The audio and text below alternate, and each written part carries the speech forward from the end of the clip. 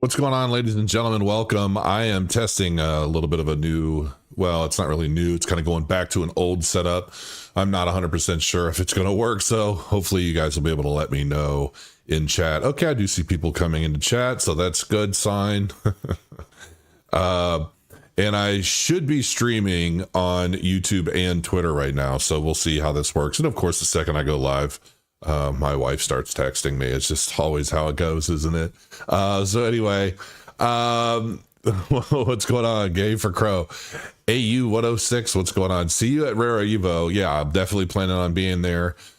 Mitchell Murray, what's going on? Good to see you too. Cats, you're not first. Benjamin Knotts was first. Caw. So we're going to be talking about some pretty big stuff that I think is actually really cool. I was also browsing around through Cardano Explorer just to kind of get a grasp on. There are 3,120 Cardano nodes going right now with almost 1 million delegators.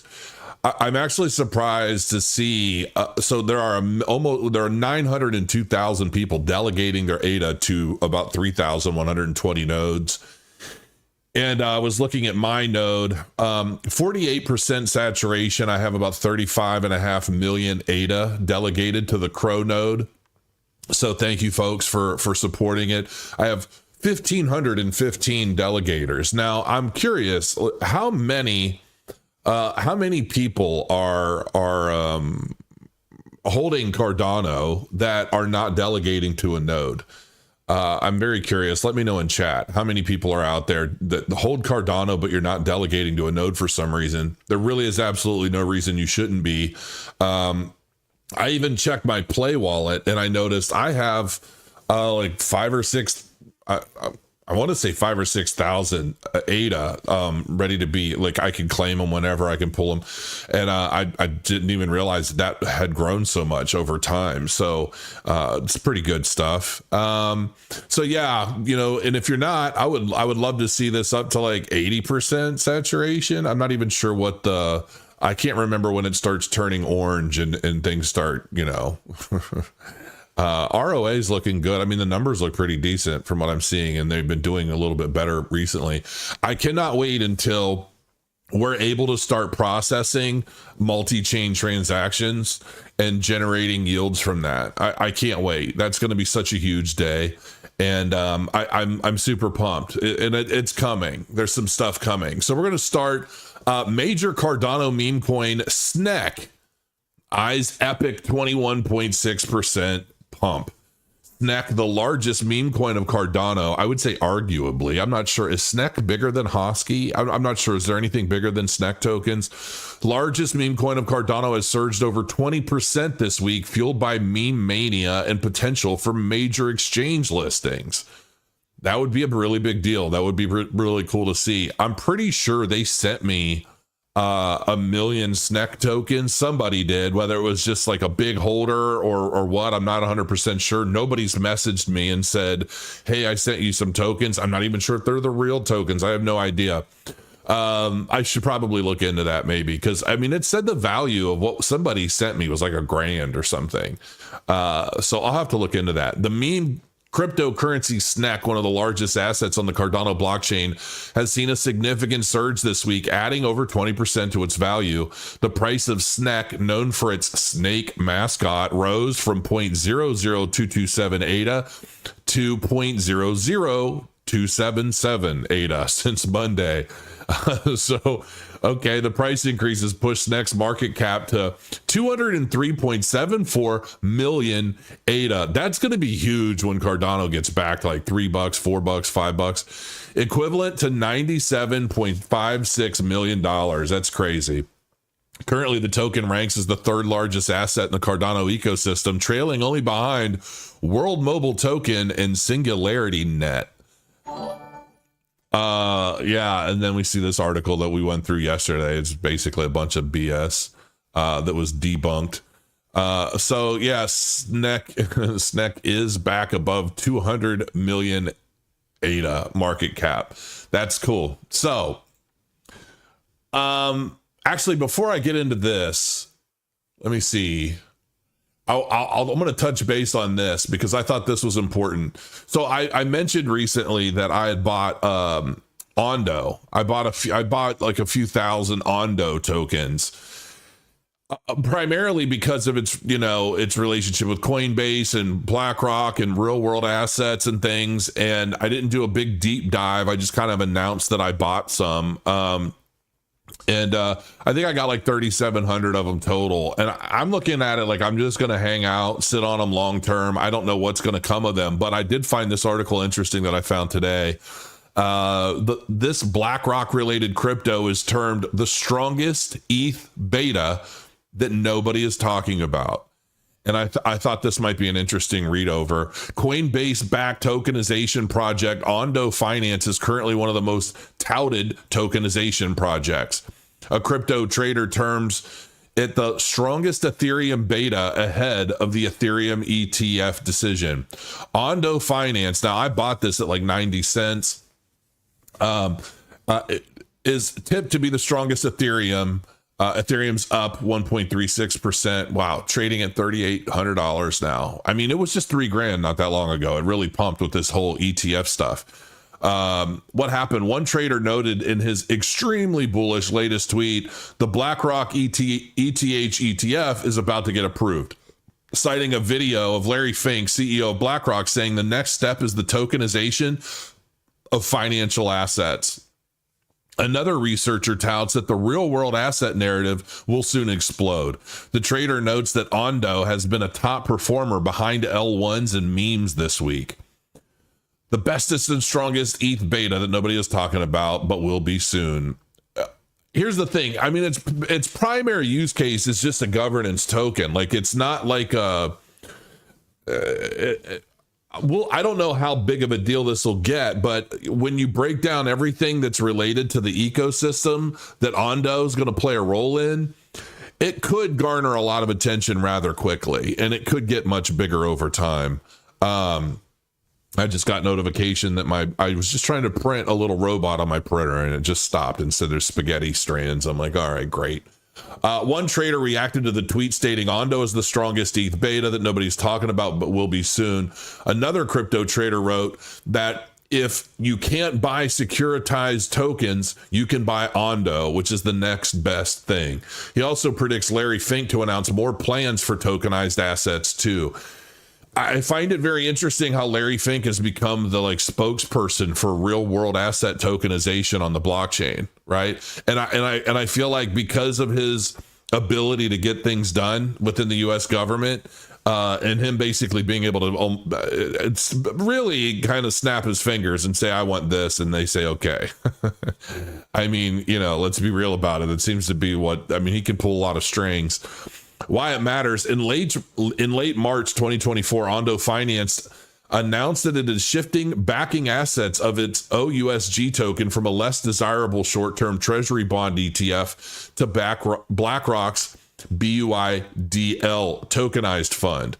The strict requirement stops smaller investors from investing in BlackRock's Buildle, but allows platforms like Ondo to leverage the fund for its retail-facing offerings, Yahoo Finance reported. DeFi Llama notes that Ondo Finance's total value locked peaked at $453 million on May 22nd, its all-time highest level.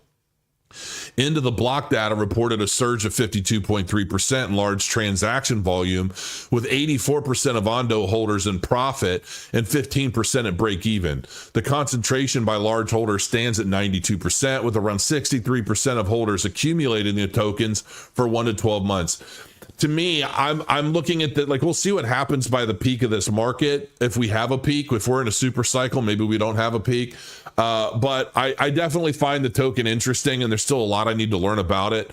I'm not sure if it merits a big deep dive, because I'm not sure if I'm not sure what to do with it, honestly, just yet. Now, this is something that I really want to touch base on, because I think this is something that may very well blow your mind. As it relates to Cardano and what they're doing and what's going on. Now, new revenue streams using Africa's vast renewable energy and natural resources for premium carbon credits. voluntary carbon market could reach 10 to $40 billion by 2030 and create up to 190 million jobs in Africa by 2050 if carbon price per ton reaches $80. Now, a lot of people are going to read this and they're going to think, so what? Who cares? Carbon credits, Marmon Medits, whatever, right? But there's a reason why people like Bill Gates are buying up as much farmland and things of that nature as they can, because there is, I just had a conversation with somebody recently about carbon credits, and the carbon credit system, it's a system that a lot of people don't fully understand, but ultimately it's a way to control carbon emissions and things, and then crediting companies, individuals, people, whatever, with lowering their carbon emissions and then rewarding them for doing so. And it's like it's almost like an economy within an economy from what I've gathered so far. And whether or not the whole system's based on a bunch of malarkey, I don't know, but it's definitely a real thing. And there are billionaires spending millions and millions and millions of dollars to ultimately capitalize on this. Now, African countries could leverage their vast renewable energy resources, tropical forests, peatlands, and marine ecosystems to export premium carbon credits, providing a new revenue stream, according to the 2024 Economic Report on Africa by the United Nations Economic Commission for Africa, UNECA, right? UNECA, I don't know. The report says carbon markets could support Africa's goals of resilience and prosperity in line with Agenda 2063. They also present a potential path for achieving the Paris Agreement's climate goals.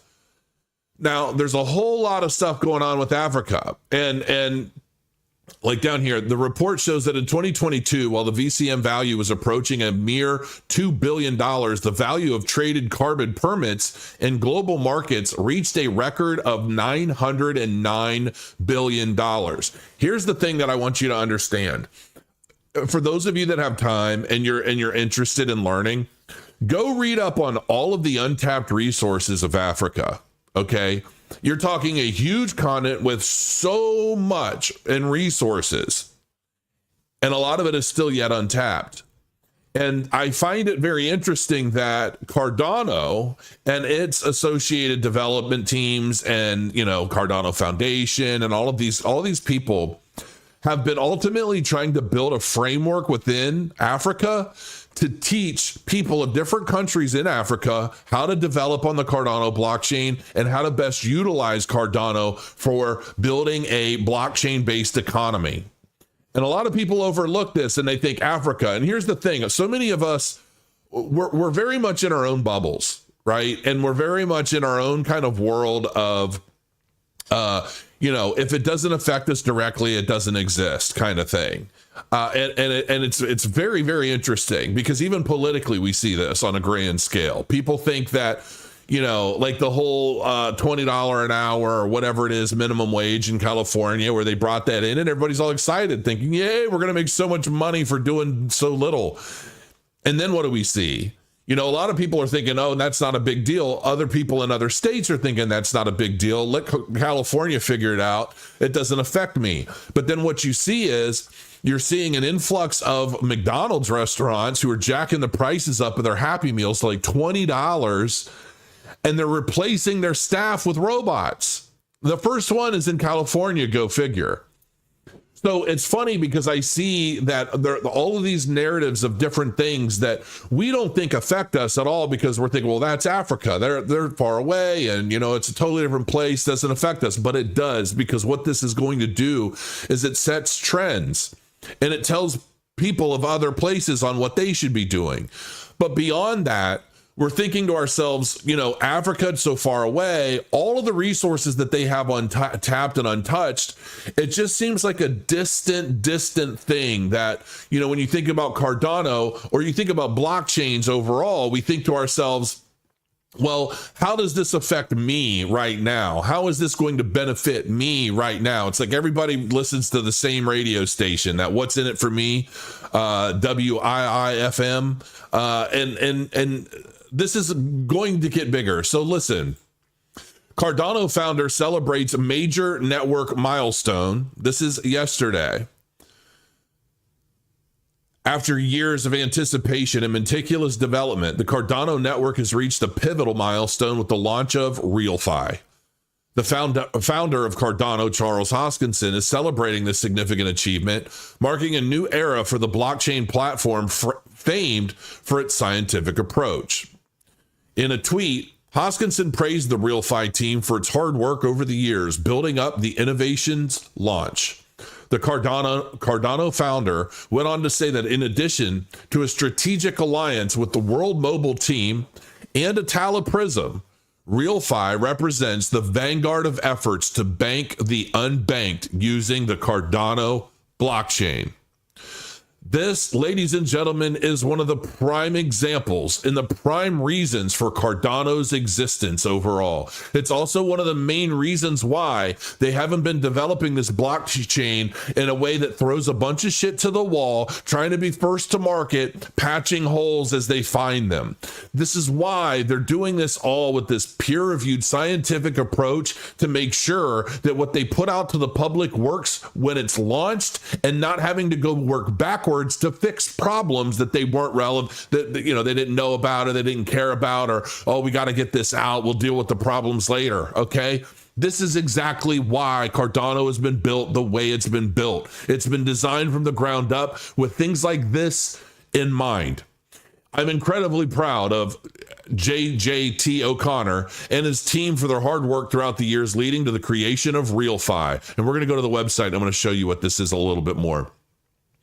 Alongside our strategic partnerships with World Mobile teams. So think about it. You've got applications that are going to help bank the unbanked and give them economic protocols they can use to then work in hand with World Mobile, who's basically connecting the unconnected. And ultimately what these groups are doing is they're patching all of the holes, not in the blockchain because they built that shit right from the beginning, but they're patching holes in the economies and the infrastructures of large countries, even continents, to get them all connected so that we can start tapping into their untapped resources, which, as I was trying to say before, go look up how much in untapped resources there are throughout Africa. Trillions and trillions of dollars in untapped metals and ores and all sorts of things that nobody's really tapped yet. And they're keeping a tight lid on a lot of this stuff. Well, I don't know. I really don't think people just... People are so used to, oh, this shit coin on this blockchain went up and made a bunch of people a bunch of money. And it's just like everybody's so programmed right now to be in favor of these centralized shit projects that are pumping money out, but they don't last. And the people miss the whole point of what blockchain is really built for. And it's all of this, like, I'm going to get my quick cash grab now. And it's this instant gratification narrative that just, it really is, it's gotten so sickening to me. This is why we're here. Cardano is why we're here. The projects that are launching on Cardano, the use cases that they're taking care of, I guess you could say. These are the reasons why we're here. John O'Connor, the CEO of Realfi, shared his excitement on the launch, which he says came after lots of grind. I bet it did. He further explained the role of Realfi in making risk transparent and making impact traceable for emerging market credit. As stated in an earlier IOG blog post, Realfi, through the power of blockchain and a digital identity platform like Atala Prism, would offer a comprehensive solution to the quandary of financial exclusion, because that's exactly what's been going on. Realfi will herald a new age of on-chain credit activity, and its mission will be the creation of real financial value for real people, differentiating from other blockchain platforms. The implications of Realfi are vast. It promises to bridge the gap between the unbanked and the financial services they need, leveraging the power of blockchain to provide real finance targeted at the people who need new ways to access finance, and thus creating that real value often missing from DeFi. As Cardano's Realfi innovation takes off, the industry looks forward to transformative potential that it holds. With a community of developers, researchers, and users behind it, Cardano's journey continues, promising to shape the future of finance for years to come. I am so burnt out on these bullshit narratives about Cardano that are constantly being pushed by these shit fucking projects that are just, I'm telling you, they're going to milk and drain everybody one of these days. I'm not even going to say who or what anymore. I don't even give a shit. If you're fool enough to get involved because you think that they're going to benefit you somehow, and you're just completely negating the entire concept and the entire idea of why blockchain is here to begin with, then I don't know what to tell you. But I'm telling you right now, there's going to be a day when we're telling a lot of people, I told you so. And you know, it's funny because it just seems like an extension of everything else we've been seeing for the past several years. Just people that are buying into a lot of bogus bullshit, hook, line, and sinker, adopting it as a religion and pushing through, telling the world around them how we're all full of shit and that they know what's right, even though they can't back up any of their claims. And every time they point to anything, there's nothing but red flags telling them they should be going another direction, but they choose not to. And there's going to be a day when a reckoning happens and there are going to be a lot of people burned. And that's just all there is to it. I don't really even give a shit anymore because these people deserve their fate. If this is what they're going to focus on and they're going to fucking just ignore all of the red flags associated with shit, they're going to keep buying into these headlines and the way Cardano is consistently being attacked by companies that are absolutely scared to death of a real, true, decentralized blockchain built for building an economic foundation from which so many countries are going to grow. Not only that, but even when it comes to the democracy of countries, and we're seeing these narratives around, we have to save our democracy. Just replace save our democracy with save our reign, because that's really what's going on all over the place. This person, that person, this company, that company is hurting our ability to retain control. And we really worked hard to get this control, and we want to really take advantage of it. We're going to change the world, and we're going to send all these different states throughout the United States straight into the shitter because we want to rebuild them in a way we want and profit off of it the entire way through. And it's just like, we see a lot of this shit, but so many people are just snowed over by false narratives.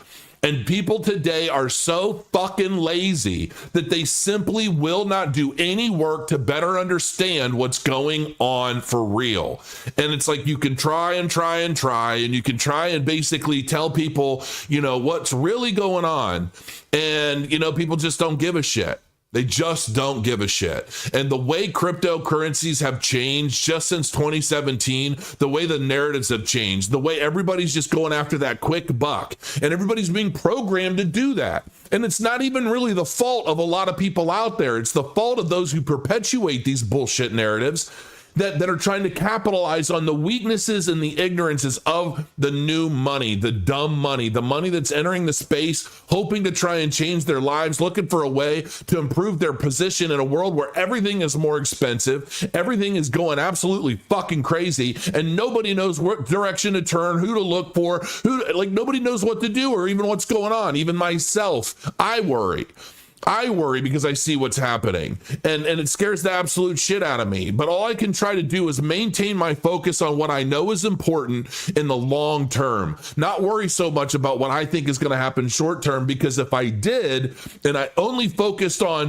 what can I earn or what can I make or what can I do today, not only would I be a totally different person, I'd probably completely fucking out to lunch like the majority of folks out there, but I wouldn't have maintained myself. And that is the one thing that I value truly, is my integrity and my desire to do well by people in every way I possibly can. I'm a hermit. I'm a fucking hermit. I never leave my house. I'm always working. I'm always focused on projects. And you know what? I don't have to be this way. I have opportunities thrown at me all the fucking time where I could make so much more money. I could be doing so many other things. But you know what? That's just not the way I'm wired. It's not the way I'm built. It's the way a lot of other people in crypto are, though, unfortunately. And all they give a shit about is how much they can make off of whoever they can make it from in as short a time frame as they can. And their souls be damned. And I think I see a lot of this shit going on in crypto, and it makes me sick to my stomach to even be a part of it. And that's honest to God fucking truth. And I'm just so fed up with all of the bullshit, all of the internet trolls, all of the fucking ignorant bots and the people out there that are just regurgitating shit that they're getting in their little fucking Telegram echo chambers. And I'm just sick of it all. Honestly, it's disgusting. But there's one thing, and there's one reason why I've maintained my position on Cardano against all of the FUD and all of the bullshit. And well, actually a couple of things. Number one is because it's continued to disprove all of this bullshit for years and years now. It only gets stronger and stronger every fucking year. It only continues to expand its reach, its offerings, its use case potential, and everything else that it's doing on a consistent, regular basis. When most of these other blockchains out there, every time they try to do anything new or anytime they try to do anything at all, they either fall apart, break down, they get congested, bottleneck, fees go through the fucking roof. It's a complete shit show out there. It's an absolute shit show out there. But to each their own. Wow, I just totally just dumped hard. Emerging market credit made credible. Transparent risk, measurable returns, traceable impact. Watch the full video.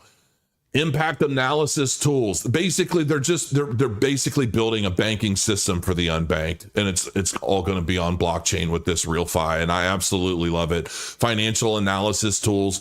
Realfi's dynamic modeling tools enable users to stress test funding opportunities, helping them to better understand potential risks and rewards. The Realfi platform aims to work with the leading fintech lenders across emerging markets. 4G Capital, $400 million capital deployed, 3 million loans approved, 74% female customers, 165 branches. Access the digital lending market in the global south with the right decisioning tools. Realfi provides tools that enable monitoring and analysis of financial and impact KPIs to help users manage risk and make informed decisions. Why don't we see any kind of use cases like this on a lot of these other blockchains that are touted as like the best thing since sliced bread? Why do you think? What else is out there? What else is out there that's doing stuff like this for entire communities? Between World Mobile Token, now Realfi, we've got Cornucopias, which is going to be the biggest metaverse on the fucking internet, period. I'm absolutely convinced of that. I think Cornucopias, I honestly, when it comes to Cornucopias, I think it's still a baby. I think it's an absolute baby. It's a toddler in diapers compared to where it's going to be in the next 3 years, 5 years, and 10 years. By the time 2030 rolls around, my guess is that there are going to be more people tapped into Cornucopias. Why? Because Cornucopias, I believe, is going to expand so far outside of just what we see right now. A racing game in a world where we're running around in the woods collecting ores and fucking tree branches and shit to build whatever. I think Cornucopias is going to find its niche in expansion. I think there's going to be a time when it becomes something similar to like Entropia Universe, which is a game a lot of you guys probably don't know anything about, but it's a real cash economy game where people are basically buying islands and things, and then they're developing theme parks, whatever they want, right? And I think that Cornucopias is going to become that with much, much better tools, where even a more layman's individual is going to be able to build a world of their own within their dome, which is what I am absolutely going to do as soon as I get the tools to be able to start doing that. And yes, I'm going to be using my Murder of Crows NFTs and my Crow tokens for use cases within that world. And, I know that Cardano's price doesn't move the way a lot of other things do. I get that. I understand that. And you know what? Sometimes it does get difficult when you're seeing all kinds of FUD and bullshit just constantly being spewed by competing blockchains that know full well they don't actually have a technological leg to stand on when it comes to Cardano. Okay, in terms of like how they can compete. But what a lot of these projects can do with their Ponzi-nomic tokenomics is they can manipulate themselves, and they can manipulate the prices of their tokens until they can't anymore. And those types of projects always hit a wall. And when they hit a wall, which many of them do, what's going to be chugging along, continuing to build its use case, continuing to build its partnerships, its development, furthering itself and increasing the potentiality of its blockchain's functionality. Okay. So, you know, it is what it is. I also just saw something about somebody just bought like $250 million worth of USDM recently. I don't have that article pulled up, but man, you know, there's gonna be a reckoning for sure. How long have I been live? It's only 30 minutes. I'll leave it at that. I'm just gonna leave it at 30 minutes and sign off. I've been testing this new equipment, and just kind of what I've got going on, and we'll see how it turns out. Listen, folks, I love you. I appreciate you guys joining me here. If you haven't, subscribe, hit the like button, I don't care, hit something, drop your comments down below. I'll be reading them through the day while I continue working on my Wargrim cards. I've got like 80 out of 250 done, and they're all going off to the development team to integrate into the game itself so that we can get ready for a launch for this thing and really start hitting things running. So I got to get back to work, and I will see you guys very soon. Until